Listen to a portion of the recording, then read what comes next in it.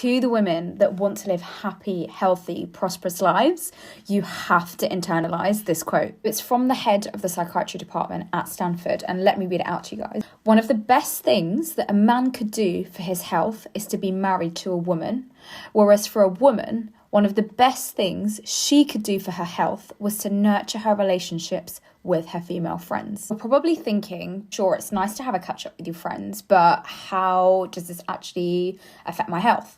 Let me explain. So everyone knows that when we're stressed out, we go into the fight or flight mode, and that essentially is mediated by a hormone called cortisol.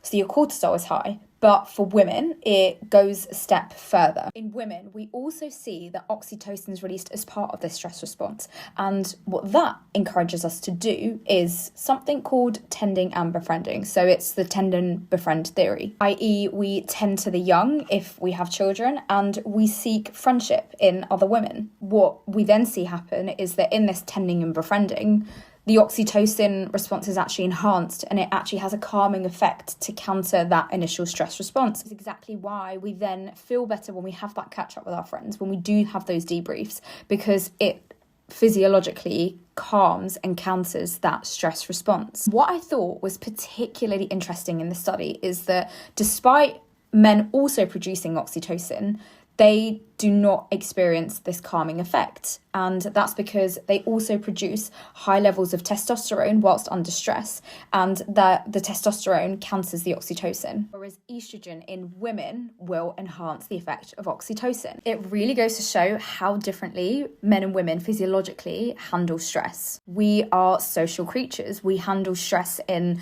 a social way. So cultivate your female friendships, go on those cute dates, have your debriefs, because it's really going to have a huge impact on your health.